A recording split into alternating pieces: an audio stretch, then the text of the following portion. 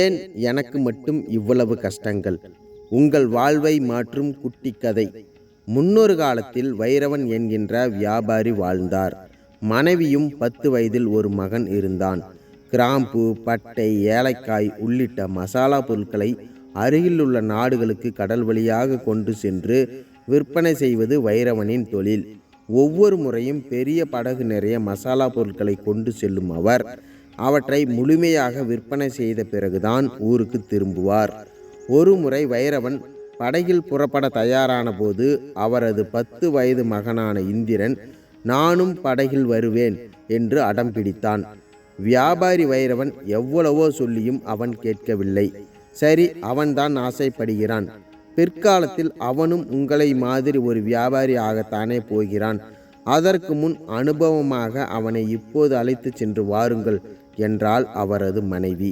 மனைவியே சொல்லிவிட்டதால் 10 வயது மகன் இந்திரனுடன் கடல் கடந்து பயணித்தார் வியாபாரி வைரவன். ஒரு வார பயணத்துக்கு பிறகு ஒரு அழகிய தீவை அவர் சென்றடைந்தார். பச்சை பசேல் என்று மிக அழகாக இருந்தது அந்த சிறிய தீவு. அன்று முழுவதும் அங்கேயே ஓய்வெடுக்க நினைத்தார். அவரது மகன் இந்திரனுக்கும் அந்த தீவு ரொம்ப பிடித்து போனது. தந்தையும் மகனும் சிறிது தூரம் நடந்து சென்றார்கள். ஓரிடத்தில் முனிவர் ஒருவர் தன்னுடைய மாணவர்களுக்கு வினோத பாடம் ஒன்றை சொல்லிக் கொடுத்து கொண்டிருந்தார். முனிவர் பேசுவதும் இங்கிருந்த பிற மாணவர்கள் பேசுவதும் பறவை எழுப்பும் ஒலியாக இருந்தது. அதை பார்த்து ஆச்சரியமடைந்த வியாபாரி வைரவன் முனிவர் அருகில் சென்று வணங்கி நின்றார். முனிவரே, நான் ஒரு வியாபாரி. ஓய்வெடுக்க வந்த இடத்தில் உங்களை பார்த்தேன். பறவைகள் போல இங்கே எல்லோரும் ஒலி எழுப்புவது எனக்கு ஆச்சரியமாக இருக்கிறது. இங்கே என்ன நடக்கிறது என்பதை நான் தெரிந்து கொள்ளலாமா என்று கேட்டார். அதற்கு முனிவர், வியாபாரியே, இந்த மாணவர்களுக்கு பறவைகள் சாஸ்திரத்தை கற்றுக் கொடுத்து கொண்டிருக்கிறேன். இந்த சாஸ்திரத்தை ஒருவர் கற்றுக்கொண்டால் பறவைகள் பேசுவது நமக்கு புரியும். நாமும் அந்த பறவைகளுடன் பேசலாம் என்றார். இதை கேட்ட வியாபாரி வைரவனின் மகன் இந்திரனுக்கும் அந்த பறவைகள் சாஸ்திரத்தை கற்க வேண்டும் என்கின்ற ஆசை வந்துவிட்டது. மகன் ஆசைப்பட்டதால் பக்கத்து நாட்டில் வியாபாரம் முடிந்து திரும்பும்போது மகனை மறுபடியும் வந்து அழைத்து செல்கிறேன். அவனுக்கும் பறவைகள் சாஸ்திரத்தை கற்றுக் கொடுங்கள் என்றார் வியாபாரி வைரவன். குரு தட்சணையாக பொற்காசுகள் நிரம்பிய 2 பைகளையும் அந்த முனிவரிடம் தந்தார். பிறகு 10 வயது மகன் இந்திரனை அந்த தீவில் விட்டுவிட்டு வியாபாரம் செய்யும் நாட்டை நோக்கி பயணித்தார். வைரவன் கொண்டு சென்ற மசாலா பொருட்களை வியாபாரம் செய்து முடித்த போது 2 வருடங்கள் முடிந்துவிட்டன. மசாலா பொருட்களை விற்பனை செய்வதில் பெரிய அளவில் பொருள் சேர்த்தார் வைரவன். அந்த சந்தோஷத்துடன் தாய்நாட்டுக்கு திரும்பினார். இப்போது வேறு ஒரு படகில் வந்து கொண்டிருந்தார். என்னதான் சரியான திசையில் பயணித்தாலும் வைரவனின் மகன் பறவைகள் சாஸ்திரம் படித்து கொண்டிருந்த தீவை மீண்டும் அடைய முடியவில்லை. வேறு வழி தெரியாமல் தாய்நாட்டுக்கு திரும்பினார் வைரவன். வீட்டுக்கு வரும் வழியில் பலமாக யோசித்தார். மகன் எங்கே என்று மனைவி கேட்பாளே, அவளுக்கு என்ன பதில் சொல்லலாம்? அவனை கொண்டு போய் விட்ட தீவை மறந்துவிட்டேன் என்று சொன்னால் தேவையில்லாத பிரச்சனை தான் வரும் என்று நினைத்தவர் வேறு ஒரு திட்டம் தீட்டினார். 2 வருடம் கழித்து வீட்டுக்கு வந்த கணவனை மகிழ்ச்சியோடு வரவேற்றாள் வைரவனின் மனைவி. அவளது கண்கள் அவளது மகன் இந்திரனை தேடியது. என் மகன் எங்கே? 2 ஆண்டுக்கு பிறகு அவனை பார்க்க போகிறேன். அவன் பெரியவன் ஆகிவிட்டானா என்றெல்லாம் கேட்டாள். வைரவனிடம் அதற்கு பதில் இல்லை. ஏன் அமைதியாக இருக்கிறீர்கள் என்று அவள் கேட்ட பிறகு அவராகவே ஒரு கதையை சொன்னார். படகில் வரும் வழியில் கடல் திடீரென்று பொங்கி பெரிய விபத்து ஏற்பட்டு விட்டது. அதில் நம் மகன் கடலுக்குள் விழுந்து பலியாகி விட்டான். எவ்வளவோ முயற்சி செய்தும் அவனை என்னால் காப்பாற்ற முடியவில்லை என்று கூறிய வைரவன் கண்ணீரையும் வலுக்கட்டாயமாக வரவழைத்தார். பெற்ற பிள்ளையை இழந்து விட்டேமே என்று அவளது மனம் பதறியது. கதறி அழுதாள். பொய்யான ஆறுதல் சொல்லி அவளை தேற்றினார் வைரவன். 8 ஆண்டுகள் கடந்தன. மீண்டும் பக்கத்து நாட்டுக்கு வியாபாரம் செய்ய படகில் புறப்பட்டார் வைரவன். இருந்த ஒற்றை பிள்ளையையும் பலி கொடுத்து விட்டோம். இனியும் நீங்கள் வியாபாரம் செய்துதான் நாம் வாழ வேண்டுமா? இருப்பதை வைத்து கொண்டு சந்தோஷமாக வாழலாமே என்று அவரது மனைவி சொல்லி பார்த்தாள். இந்த ஒரு முறை மட்டும்தான் வியாபாரத்துக்கு போகிறேன். வரும்போது எப்போதும் இல்லாத அளவுக்கு பெரும் செல்வத்துடன் திரும்பி வருகிறேன். அதை வைத்து நாம் சந்தோஷமாக வாழலாம் என்று மனைவியிடம் சமாதானம் சொல்லிவிட்டு படகில் கடல் பயணம் தொடங்கினார் வைரவன். இந்த முறை திரும்பி வரும்போது பறவைகள் சாஸ்திரம் கற்பதற்காக விட்டு சென்ற மகனை கண்டுபிடித்து கூட்டி வர வேண்டும் என்று முடிவு செய்தார். வியாபாரம் முடிய இந்த முறையும் 2 ஆண்டுகள் ஆகிவிட்டது. திரும்பும் வழியில் மகனை கடந்த முறை விட்டு சென்ற தீவை ஆர்வத்தோடு தேடினார். அவரது தேடலுக்கு பலன் கிடைத்தது. ஒரு வழியாக அந்த தீவை கண்டுபிடித்து அங்கே சென்றார் வைரவன். காட்டுக்குள் சிறிய தூரம் நடந்து சென்று அந்த முனிவரின் ஆசிரமத்தை அடைந்தார். 14 ஆண்டுகளுக்கு பிறகு வந்தாலும் அந்த வியாபாரியை அடையாளம் கண்டு கொண்டார் முனிவர். முனிவரே, நான் தான் வியாபாரி வைரவன். 14 ஆண்டுகளுக்கு முன் என்னுடைய மகன் இந்திரனை பறவைகள் சாஸ்திரம் கற்பதற்காக இங்கு விட்டு சென்றேன். வியாபாரம் முடிந்து திரும்பி வரும்போது வழி மாறிவிட்டோம். இந்த முறை எப்படியாவது இங்கே வந்தே ஆக வேண்டும் என்று முயற்சி செய்து ஒரு வழியாக இங்கே வந்துவிட்டேன். என் மகன் எங்கே என்று ஆசையாக கேட்டார் வைரவன். அதோ மற்ற மாணவர்களுக்கு பாடம் சொல்லி கொண்டிருக்கிறானே ஒரு இளைஞன், அவன்தான் உன்னுடைய மகன் என்று சொன்னார் முனிவர். இந்திரனை அழைத்தார். அவனும் முனிவர் அருகில் வந்து நின்றான். முனிவருக்கு பக்கத்தில் நிற்பது தன்னுடைய தந்தை என்பது அவனுக்கு தெரியவில்லை. முனிவர் தான் அவரது தந்தையை அறிமுகம் செய்து வைத்தார். 14 ஆண்டுகளுக்கு பிறகு மீண்டும் சந்தித்து கொண்ட தந்தையும் மகனும் கட்டிப்பிடித்து அன்பை பரிமாறிக்கொண்டார்கள். பறவைகள் சாஸ்திரத்தை மிகச் சிறப்பாக கற்று இருந்த தன்னுடைய மகனை அழைத்து செல்ல விரும்பிய வைரவன் முனிவர்களிடம் 2 பைகள் நிறைய பொற்காசுகளை மறுபடியும் குருதட்சணையாக கொடுத்தார். மகனை அழைத்து கொண்டு படகில் தாய்நாட்டுக்கு திரும்பினார். படகில் வைரவனோடு அவரது நண்பர்கள் சிலரும் பயணித்து கொண்டிருந்தார்கள். அவர்களிடம் தன் மகனை பெருமையாக அறிமுகப்படுத்தியவர், அவனுக்கு பறவைகள் சாஸ்திரம் நன்கு தெரியும். அதை கற்பதற்காகத்தான் இந்த தீவில் 10 வயது சிறுவனாக விட்டு சென்றேன். 14 வருடங்களுக்கு பிறகு இப்போதுதான் அவனை மீண்டும் என்னுடன் அழைத்து செல்கிறேன் என்றார். படகில் இருந்த எல்லோரும் பறவைகள் சாஸ்திரத்தை கற்ற இந்திரனை பாராட்டினார்கள். அப்போது அந்த படகின் பாய்மரத்தில் 2 பறவைகள் வந்து அமர்ந்தன. கீச் கீச் என்று அந்த பறவைகள் பேசிக்கொண்டன. இந்திரனுக்கு தான் பறவைகள் சாஸ்திரம் தெரியுமே, இந்த பறவைகள் அப்படி என்னதான் பேசுகின்றன என்பதை கேட்டு சொல்லுங்கள் என்று வைரவனிடம் கேட்டார்கள் அவரது நண்பர்கள். வைரவனும் அந்த பறவைகள் என்ன பேசுகின்றன என்று தனது மகன் இந்திரனிடம் கேட்டார். ஆனால் அவன் மௌனமாக இருந்தான். இதை பார்த்த வைரவனின் நண்பர்கள், பறவைகள் சாஸ்திரத்தை இவன் சரியாக கற்கவில்லை போல, அதனால்தான் பதில் சொல்ல முடியாமல் திணறுகிறான் என்று எள்ளி நகையாடினார்கள். வியாபாரி வைரவனுக்கு பெருத்த அவமானம் ஆகிவிட்டது. அந்த பறவைகள் என்ன பேசுகின்றன என்பதை சொல் என்று கோபத்தோடு கேட்க, தந்தையே, பக்கத்து நாட்டுக்கு நான் மன்னன் ஆவேன் என்றும் நீங்கள் என்னிடம் கூலி வேலை செய்வீர்கள் என்றும் இந்த பறவைகள் பேசிக்கொண்டிருக்கின்றன. அதை தங்களிடம் எப்படி சொல்வது என்று தெரியாமல் தான் மௌனமாக இருந்தேன் என்றான். இந்திரன் அந்த பறவைகள் இப்படி பேசிக்கொள்ளும் என்று வைரவன் எதிர்பார்க்கவில்லை. அந்த பறவைகள் அப்படி பேசிக்கொண்டது அவனுக்கு பிடிக்கவில்லை. இவன் நாட்டின் மன்னன் ஆவானாம், நான் அவனிடம் கைகட்டி கூலி வாங்குவேனாம். இதை நினைத்து பார்க்கவே முடியவில்லை என்று மனதுக்குள் யோசித்த வைரவன் அன்றைய தினம் இரவில் அப்படி ஒரு காரியத்தை செய்தார். தூங்கி கொண்டிருந்த மகனை ஒரு பெட்டிக்குள் கிடத்தி அந்த பெட்டியை நடுக்கடலில் தூக்கி போட்டு விட்டார். மகன் மன்னனாகி தான் கூலி வேலை பார்க்கும் நிலை வந்துவிடக் கூடாது என்பதற்காக அப்படி ஒரு காரியத்தை செய்தார். கடல் பயணம் முடிந்து சொந்த ஊருக்கு திரும்பிய வைரவனுக்கு அங்கே பெரும் அதிர்ச்சி காத்திருந்தது. அவனது வீடு தீக்கு இரையாகி இருந்தது. அவரது மனைவி பக்கத்து ஊரில் கூலி வேலை செய்து பிழைத்து கொண்டிருப்பதாக கூறினார்கள்.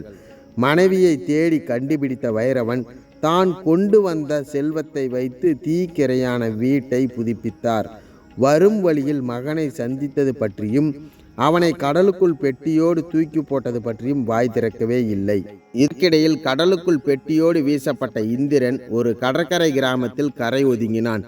பிள்ளைகள் இல்லாத ஒரு மீனவ தம்பதியினர் அவனை காப்பாற்றி தங்கள் வீட்டுக்கு அழைத்துச் சென்றார்கள். தன்னுடைய தந்தைதான் தன்னை கடலுக்குள் தூக்கி போட்டார் என்பதை சொல்ல விரும்பாத இந்திரன் தனக்கு யாரும் இல்லை என்று மட்டும் கூறினான். பிள்ளை இல்லாத அந்த மீனவ தம்பதியினர் அவனை தங்கள் மகனாக நினைத்து தங்களுடனே வைத்து கொண்டனர்.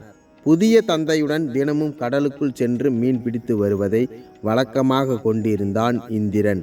ஒரு நாள் அவனது மீனவ தந்தை மீன் பிடிக்க புறப்பட்ட போது 2 பறவைகள் பேசிக்கொண்டிருந்ததை கேட்டான். அதனால் மீனவ தந்தையை கடலுக்குள் மீன் பிடிக்க செல்ல வேண்டாம் என்று கூறி தடுத்தான்.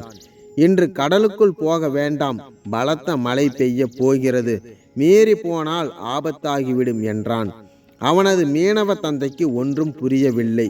இப்போது நன்றாக வெயில் கொளுத்தி கொண்டிருக்கிறது, ஆனால் நீ பலத்த மழை பெய்கிறது என்கிறாய், நீ என்ன கடவுளா என்று கேட்டார் அந்த அப்பாவி மீனவ தந்தை. அதற்கு இந்திரன் தனக்கு பறவைகள் சாஸ்திரம் தெரியும் என்று கூறியதோடு மரத்தில் உள்ள 2 பறவைகளும் இன்னும் சற்று நேரத்தில் பலத்த மழை பெய்யும் என்று பேசிக்கொண்டன என்பதையும் தெரிவித்தான். அவர்கள் பேசிக்கொண்டிருக்கும் போதே திடீரென்று கருமேக கூட்டங்கள் திரண்டு வந்து மழை பெய்ய ஆரம்பித்தது. மகனின் திறமையை கண்டு வியந்து நின்றார் அந்த மீனவ தந்தை. இதற்கிடையில் அந்த நாட்டு மன்னரின் அரண்மனையில் ஒரு விசித்திர நிகழ்வு நடந்து கொண்டிருந்தது. நாட்டின் மன்னர் ஓய்வெடுக்கும் வசந்த மாளிகையை ஒட்டியிருந்த ஒரு மரத்தில் வந்து அமர்ந்த 3 பறவைகள் திடீரென்று மன்னர் மீது எச்சிலை உமிழ்ந்து விட்டு போயின. கூடவே மன்னரை தூங்க விடாமல் கீச்சு கீச்சு என்று அந்த பறவைகள் கத்தின. மன்னரும் அவரது வேலையாட்களும் எவ்வளவோ முயற்சித்தும் அந்த பறவைகள் அங்கே வருவதை தடுத்து நிறுத்த முடியவில்லை. ஒரு நாள் தூங்கி கொண்டிருந்த மன்னரை வழக்கம் போல தொந்தரவு செய்ய அந்த 3 பறவைகளும் திடீரென்று மன்னர் மீது கற்களை வீசிவிட்டு பறந்து சென்றன. எந்த ஒரு பறவையும் செய்யாத காரியத்தை இந்த பறவைகள் செய்கின்றனவே என்று நினைத்த மன்னர் அந்த பறவைகளை விரட்டுவோருக்கு பாதி ராஜ்யத்தை தருவதாக அறிவிப்பு செய்தார். இந்திரனின் மீனவ தந்தையின் காதுகளையும் இந்த செய்தி வந்து சேர்ந்தது. மகனிடம் அது பற்றி கூறி மன்னரை உடனே பார்க்குமாறு கூறினார். இந்திரனும் அரண்மனைக்கு போனான். மன்னனை பார்த்து தனக்கு பறவைகள் சாஸ்திரம் தெரியும் என்றும் கூறினார். அன்று இரவு தனது மாளிகைக்கு அவனை அழைத்துச் சென்றான் மன்னன். சிறிது நேரத்தில் தினமும் அங்கே வரும் 3 பறவைகளும் வந்து சேர்ந்தன. வழக்கம் போல கீச்சு கீச்சு என்று கத்தின. இந்திரனுக்கு எல்லாம் புரிந்துவிட்டது. அந்த பறவைகள் அப்படி என்னதான் பேசுகின்றன என்பதை மன்னர் இடம் கூறினான். மன்னா, இந்த 3 பறவைகளில் 2 ஆண் பறவைகள், ஒரு பறவை மட்டும் பெண். பின்பகுதியைச் சேர்ந்த அந்த ஆண் பறவையை இந்த பெண் பறவை ஏற்கனவே திருமணம் செய்திருந்தது. ஒரு நாள் தென் திசைக்கு சென்ற ஆண் பறவை திரும்பி வரவே இல்லை. பல நாட்கள் காத்திருந்து ஏமாந்து போனது. அப்போது வடநாட்டிலிருந்து வந்த இன்னொரு ஆண் பறவையை இந்த பெண் பறவை சந்தித்து காதல் கொண்டது. இரண்டும் கணவன் மனைவி ஆகிவிட்டன. இப்போது தென்பகுதியைச் சென்ற ஆண் பறவையும் வந்துவிட்டது. அது அந்த பெண் பறவையை தன்னுடைய மனைவி என்கிறது. வடநாட்டு ஆண் பறவையோ அந்த பெண் பறவை தனக்கு உரியவள் என்கின்றது. இந்த பிரச்சனைக்கு ஒரு தீர்வு காண்பதற்காகத்தான் அவை இங்கே வந்துள்ளன. நீங்கள் அந்த பறவைகளுக்கு நல்ல தீர்ப்பு கூறுவீர்கள் என்று அவை நம்புகின்றன என்றான் இந்திரன்.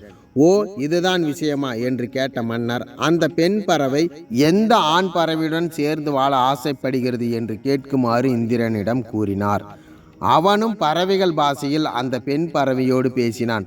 வடநாட்டு ஆண் பறவையோடு செல்ல விரும்புவதாக பெண் பறவை சொல்ல அதை அப்படியே மன்னரிடம் கூறினான் இந்திரன். பெண் பறவையின் விருப்பப்படி அது வடநாட்டு பறவையுடனே வாழட்டும். ஏற்கனவே மனைவியான பெண் பறவையை பிரிந்து சென்ற தென்னாட்டு பறவை பிரிந்து சென்றதாகவே இருக்கட்டும் என்று ஒரு நல்ல தீர்ப்பை வழங்கினார் மன்னர். அந்த தீர்ப்பை 3 பறவைகளும் ஏற்றுக்கொண்டன. வடநாட்டு பறவையுடன் பெண் பறவை செல்ல, தென்னாட்டு பறவையோ தன்னந்தனியாக சென்றது.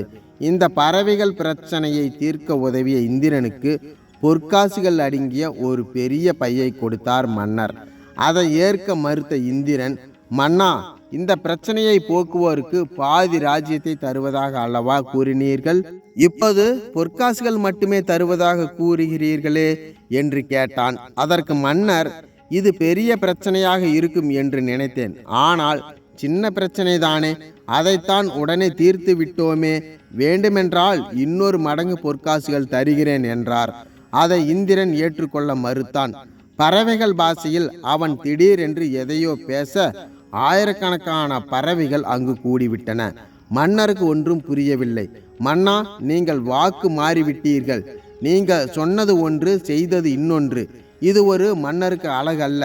இந்த பறவைகளிடம் நான் ஒரு வார்த்தை சொன்னால் போதும், நாட்டில் உள்ள வயல்வெளிகளில் விதைத்துள்ள தானியங்களை அனைத்தையும் இவை சாப்பிட்டு விடும். யாருக்கும் உணவு கிடைக்காது. அதை நான் இப்போதே செய்யவா என்று அவன் கேட்க பதறிப்போனான் மன்னன். தன்னுடைய தவறை ஒத்துக்கொண்டவன், எனக்கு ஆண் வாரிசு கிடையாது. நான் வாக்கு கொடுத்தது போலவே என்னுடைய ராஜ்யத்தில் பாதியை உனக்கு தருகிறேன். நாளை நடைபெறும் விழாவில் உன்னை என்னுடைய மகனாக தத்தெடுத்துக் கொள்கிறேன் என்றான் மன்னன். மறுநாள் அரண்மனையில் நடைபெற்ற விழாவில் அந்த நாட்டு இளவரசனாக பொறுப்பேற்று கொண்டான் இந்திரன். தன்னுடைய மீனவ பெற்றோரையும் அரண்மனைக்கு அழைத்து வந்து சந்தோஷமாக வாழ்ந்தான். நாட்கள் வேகமாக நகர்ந்தன. ஒரு நாள் நாட்டின் மன்னன் இறந்துவிட இந்திரன் அந்த நாட்டுக்கு மன்னனானான். அப்போது ஒரு நாள் அரண்மனையில் நடந்து கொண்டிருந்த கட்டிட வேலையில் ஒரு வயதான தம்பதியர் ஈடுபட்டு கொண்டிருக்க அவர்களை பார்த்து விட்டான் இந்திரன். தன்னுடைய பெற்றோர்கள்தான் அவர்கள் என்பதும் அவனுக்கு புரிந்துவிட்டது. அவர்களுக்கு அருகில் சென்றான். மன்னரை பார்த்ததும் அந்த வயதான தம்பதியினர் கையெடுத்து கும்பிட்டார்கள். வயதானவர்களாக இருக்கிறீர்கள், ஏன் இந்த வேலைக்கு நீங்கள் வந்தீர்கள்? உங்கள் பிள்ளைகள் எங்கே என்று மன்னரான இந்திரன் கேட்க, அந்த வயதான பெண்மணி தழுதழுத்த குரலில் பேசினாள். மன்னா, எனக்கு இந்திரன் என்ற அழகான மகன் இருந்தான். அவனுக்கு 10 வயது இருக்கும்போதே கடல் பயணம் சென்ற இடத்தில் விபத்துக்குள்ளாகி இறந்து விட்டான். நாங்களும் செழிப்பான வாழ்க்கைதான் வாழ்ந்தோம். திடீரென்று வறுமை வந்து விட்டது. வயதான காலத்தில் யாருடைய ஆதரவு இன்றி தவிக்கின்றோம் என்றால் அந்த வயதான பெண்மணி. அவளுக்கு இந்திரன் ஆறுதல் கூறினான். தாயே, உங்களுக்கு ஒரு மகன் இருப்பதாக சொன்னீர்களே, அவனை இப்போது நேரில் பார்த்தால் நீங்கள் கண்டுபிடிக்க முடியுமா என்று கேட்டான். அதற்கு அவள், பார்த்த உடனே கண்டறிவது என்பது கடினமான ஒன்றுதான். ஆனால் அவன் முதுகில் வலது பக்கத்தில் ஒரு நாணயம் அளவுக்கு பெரிய மச்சம் ஒன்று இருக்கும். அதை பார்த்தால் கண்டுபிடித்து விடுவேன் என்றாள் அந்த மூதாட்டி. உடனே இந்திரன் தனது முதுகை காண்பித்து, அந்த மச்சம் இதுவா என்று கேட்க அந்த மூதாட்டிக்கு இன்ப அதிர்ச்சி. 10 வயதில் காணாமல் போன தன்னுடைய மகன்தான் நாட்டின் மன்னனாக நின்று கொண்டிருக்கிறான் என்பதை தெரிந்து கொண்டாள். மகனை உச்சி முகர்ந்து ஆனந்த கண்ணீர் வடித்தாள். இந்திரனின் தந்தையும் வியாபாரியுமான வைரவன் தான் செய்த தவறை நினைத்து வருந்தினான். உன்னை பெட்டியோடு கடலில் போட்டு தவறு செய்து விட்டேன் என்று கூறி கதறி அழுதான். அவரது கண்ணீரை துடைத்துவிட்ட இந்திரன், தந்தையே, நீங்கள் அன்று அப்படி ஒரு காரியத்தை செய்ததால் தான் நான் இன்று இந்த நாட்டின் மன்னனாக இப்போது இருக்கிறேன். நீங்கள் செய்த தீமையும் நன்மையிலேயே முடிந்திருக்கிறது என்றான். பிறகு என்ன? பிரிந்தவர்கள் கூடினார்கள். அங்கே மகிழ்ச்சி களை கட்டியது. இங்கே எல்லா செயல்களும் ஒரு காரண காரியத்தோடு தான் நடைபெற்று கொண்டிருக்கின்றன. ஒருவன் ஏழையாக இருப்பதிலும் காரணம் இருக்கிறது. இன்னொருவன் பெரும் பணக்காரனாக இருப்பதிலும் காரணம் இருக்கிறது. ஒருவன் ஆரோக்கியமாக வாழ்வதிலும் காரணம் இருக்கிறது. இன்னொருவன் நோய்களோடு போராடுவதிலும் ஒரு காரணம் இருக்கிறது. அவர்கள் எல்லோரும் நன்றாக வாழ்கிறார்களே, எனக்கு மட்டும் ஏன் இவ்வளவு கஷ்டங்கள், துன்பங்கள்? என்னுடைய இந்த நிலைமை எப்போது மாறும் என்று கேட்கும் அளவுக்கு சிலருக்கு போராட்டமான வாழ்க்கை அமையவும் ஒரு காரணம் இருக்கிறது. இந்த துன்பங்களை கடந்து வந்தால் அவர்களுக்கு ஆனந்தமான வாழ்க்கை காத்து கொண்டு இருக்கும். நடப்பது எல்லாம் நன்மைக்கே என்கின்ற எதையும் தாங்கிக் கொள்ளும் இதயத்தோடு பக்குவமாக வாழ்க்கையை நகர்த்தினால் நாம் எதிர்பார்த்த இலக்கை நிச்சயம் எட்ட முடியும். நாம் கற்பனை செய்யும் எதிர்பக்கத்தில்தான் சந்தோஷமும் ஆனந்தமும் இருப்பதாக எண்ண வேண்டாம். நாம் இருக்கும் இடத்திலும் சந்தோஷமும் மகிழ்ச்சியும் இருக்கத்தான் செய்கிறது. அதை புரிந்து அனுபவித்து கொண்டே வாழ்க்கை பயணத்தை தொடர்ந்தால் எனக்கு மட்டும் ஏன் இவ்வளவு கஷ்டங்கள் என்கின்ற பேச்சுக்கே இடமில்லாமல் போய்விடும். இந்த கதை உங்களுக்கு பிடிச்சிருந்ததுன்னா இந்த வீடியோவுக்கு ஒரு லைக் பண்ணி நம்முடைய சேனலை சப்ஸ்கிரைப் பண்ணுங்கள். இந்த கதையை கேட்ட அனைவருக்கும் நன்றிகள்.